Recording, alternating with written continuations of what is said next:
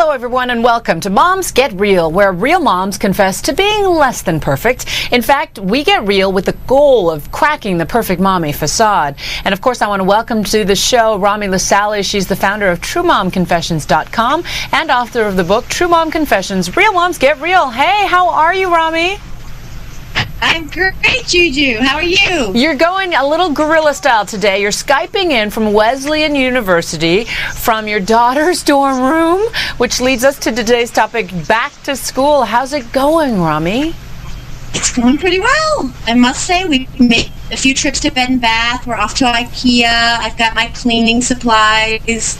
My daughter's a little nervous, but it's her sophomore year, so it's so much easier than it was last year, sending her off for her freshman year. My 5-year-old is starting kindergarten this year, and he's the one who has forced me to sit in one of those little kid chairs in the corner until spring, crying and insisting that I have what we like to call a stage 3 clinger.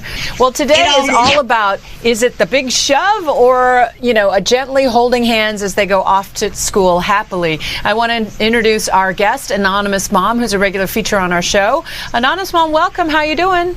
I'm fine, thank you. Now, you want to secretly admit that you're thrilled to have your kids, right, off to school? I am. I'm ecstatic. I'm happier than I have been in years, knowing that all of my children will be in school for the first time. I have been at home with them in the trenches of motherhood for almost 12 years, and it has been overwhelming and stressful majority of the time. I do realize that there are worse trenches to have been in, and I'm grateful to have the opportunity to have been home with them all this time. But it's time for them to get on with their own lives a bit and for me to regain back some of mine. You pointed out in your blog that your needs have played second fiddle to your kids for all these years. Definitely. I'm over the moon knowing that I'll suddenly have 35 hours a week where my children will be at school, and I will have a chance to simply be linear, to go from point A to point B without interruption. I've been harried, running around putting out fires for years. I'm looking forward to slowing down a bit and operating at 100% rather than 200%. Well, it sounds like you have a whole new set of challenges, taking care of yourself for a change, Anonymous Mom. Thanks for joining us. Appreciate it. No problem. It's good perspective on Moms Get Real. Not all moms, though, are happy unmitigatingly that it's back to school time. According to surveys by mygloss.com, 61% of moms say they dread back to school season and find it stressful. Joining us now is Lolita Carrico. She's the founder of mygloss.com network for women. She's also the mother of 2 boys that are 5 and 8. Hey, Lolita, how are you? Good, how are you? I'm well. So give us your best advice. What do you tell moms during this hectic, crazy back-to-school season? We found that so many moms are finding it more stressful in this initial period, which we call the September scramble. It's because they're just coming off of summer vacation where they've relaxed on bedtimes and been sleeping in, and now it's time to get the kids back into a routine of getting up early and getting out the door, before your coffee's had a chance to kick in. So I really tell moms to prepare both themselves and the kids and, start getting everyone in the routine a few weeks before school starts, just so that they can alleviate some of the stress when school rolls around. And do you feel like there's residual stress through parents? Because especially if you have stage 3 clingers, as I have referred to my children, the stress of that makes you stressed out. Absolutely, and that's what we found, is that so many moms are stressed out about the transition and how their kids are going to do. My youngest is going into kindergarten for the first time. He wasn't clingy, my first was, and so I'm hoping this transition will be easy, but yeah, there's some anxiety there. And Rami, I know that you say one of your rules of thumb is don't over-volunteer. Yeah. Yeah, it's going to sound a little cynical because I've been through the cycle now, but I say no a lot. Don't commit to every committee. Don't, and really think about the things you're going to do, because a lot of them take you away from your kids. And I think many moms go into volunteering at school thinking I'm going to spend more time with my kids. So I say no. So Lolita, what is the biggest sort of practical message that you would have for moms in terms of getting your kids prepped for the new teacher, the new classroom, the new friends, all of those things? I think when they're young, like my children are, is to just get them. What I love is that our kindergarten gave us a list of all of the kids that will be in school and paired us up with a buddy family.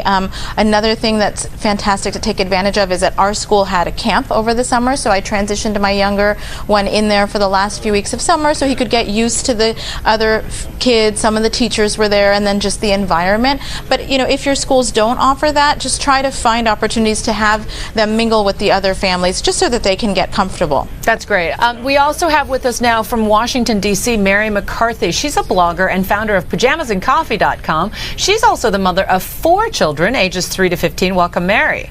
Thank you. Mary, I couldn't help but crack up as I was reading your blog where you said, you know, thinking of my 4 little babies getting on that big yellow school bus on Monday brings me to tears. And then you say in your next sentence, tears of joy, people. Is that how moms are feeling secretly out there? You know, I think moms are torn a little bit. You know, you're going to miss your kids, but you're happy they're going. In the summer, you're waiting for school to get started again, and then when school's in session, you're anxious for summer to get started. So there's always a challenge for moms in any time of year. I can tell from the tone of your blog that you don't believe in helicopter parenting. Absolutely not, or at least I'm not one.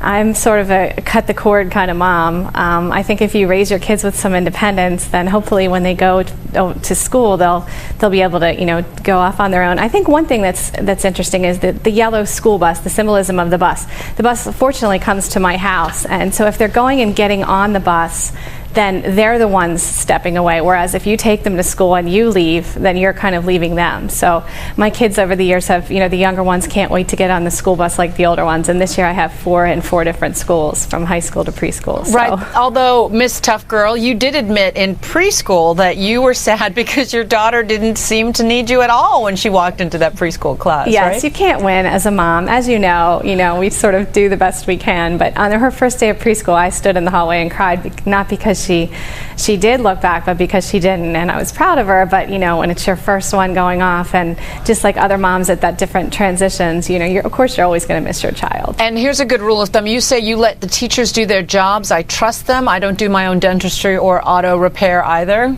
Exactly. I think parents need to give the teachers independence. They're professionals and they're doing their job, and we need to do what we can to support them. So no following the kids to the classroom and making their job more difficult, and no following the yellow school bus. ABC News Now. Good to know.